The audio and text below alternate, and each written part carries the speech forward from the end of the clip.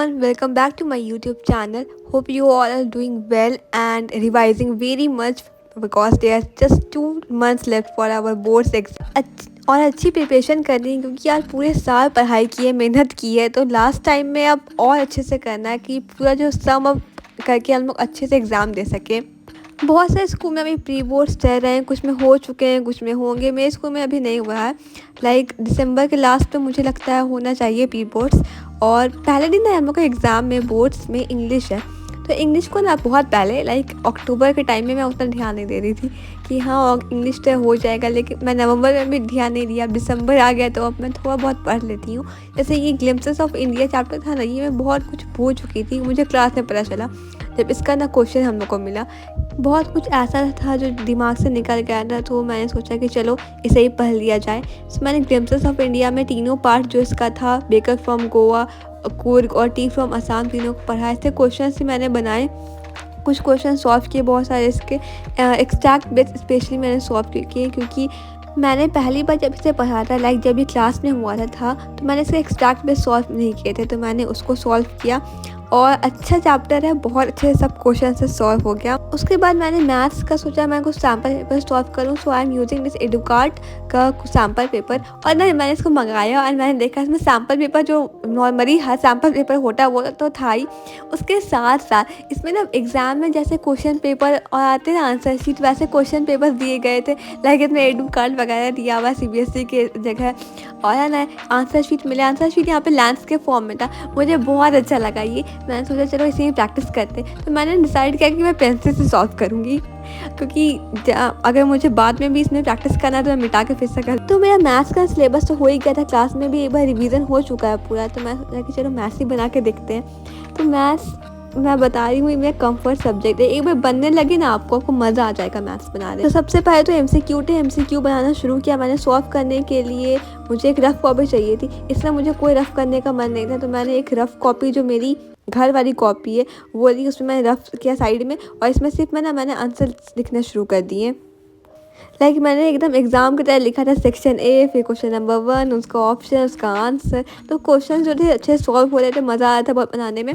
अगर आप नोटिस करो तो अलजेब्रा से बहुत सारे क्वेश्चन थे और आते भी हैं अलजेब्रा से क्वेश्चंस जो है हर साल आते ही है बहुत सारे। मैंने एक और जगह देखा था कि अलजेब्रा से, ट्रिग्नो से और ट्राइंगल वगैरह से वेटेज अच्छा है उसका क्वेश्चन आते ही। तो मुझे तो ये सैम्पल पेपर जो है एडुकार्ट के मुझे बहुत अच्छे लगे। मैंने बहुत सारे टॉपर्स का देखा था वीडियो, उसमें उन्होंने बोला था कि उन्होंने अपने एग्ज़ाम के प्रिपरेशन के सैम्पल पेपर एडुकार्ट के लिए थे, उसी से प्रैक्टिस किया था, बहुत अच्छा सैम्पल पेपर है। तो मैंने सोचा चलो इसी को ले लेते हैं, और मुझे नहीं पता था कि इसमें मुझे ये भी मिलेगा आंसर शीट में, मुझे तो बिल्कुल सरप्राइज जैसा लगा।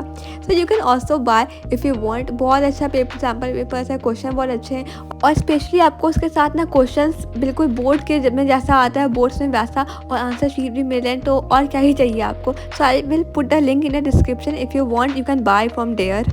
अभी तो चलो मैथ्स बन जाता मुझे, लेकिन मुझे डर लगता है कि कहीं ऐसा ना हो कि मैं एग्ज़ाम हॉल में हूँ, उससे मुझे वहाँ पे मुझसे बने ही नहीं मैथ्स। पता नहीं क्यों डर लगता रहता है ऐसे। जैसे एक बार क्या हुआ था कि मैं सुबह उठी, मुझे सपना आया था कि मैं साइंस का बोर्ड एग्ज़ाम है और बोर्ड के क्वेश्चन में ना इवोल्यूशन वाइज पार्ट से क्वेश्चन आए हैं जो कि कैंसिल आउट ऑफ सिलेबस है ना। बस तो टेरिफाइड, मुझसे बोर्ड्स में कुछ लिखा नहीं जा रहा है, दिस दैट, ये सब मुझे सपने आते रहते हैं।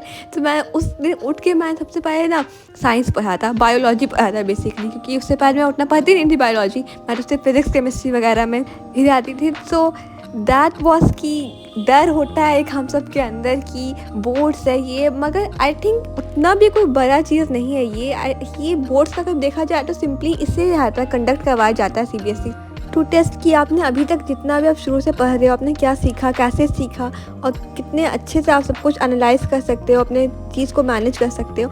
लेकिन सोसाइटी में ऑब्वियसली ऐसा बना दिया गया है इस चीज़ को, लेकिन आई थिंक हम लोग को नॉर्मलाइज करना चाहिए 10th के एग्ज़ाम को, थोड़ा बहुत तो करना चाहिए, पर कैसे करूँ मुझे खुद इतना डर लग रहा है। सो ये ऐसा होता है कि सुनते सुनते हम लोग पर ऐसा असर हो जाता है कि हम लोग का ब्रेन उस तरह से इसको एक्सेप्ट कर लेता है कि हाँ ये चीज़ ऐसे ही है। हिस्ट्री मुझे पर्सनली मेरी फेवरेट है, मुझे कभी बोरिंग नहीं लगी, मगर जब 6th में अलग हुआ था हिस्ट्री, सिविक्स, ज्योग्राफी, तो मुझे ना लगता था क्या पहले से कि हिस्ट्री है ना, हिस्ट्री तो बोरिंग ही होगी, क्योंकि मैंने आस-पास सुना था हमेशा एड्स में, आप देखो टीवी में देख रहे हो तो वो ना एक असर होता है ब्रेन पे और उसको वो एक्सेप्ट कर लेता है। बट जब मैंने हिस्ट्री पढ़ा तो मुझे इतनी अच्छी लगी दैट मुझे अभी तक हिस्ट्री मेरी फेवरेट है एसएसटी में।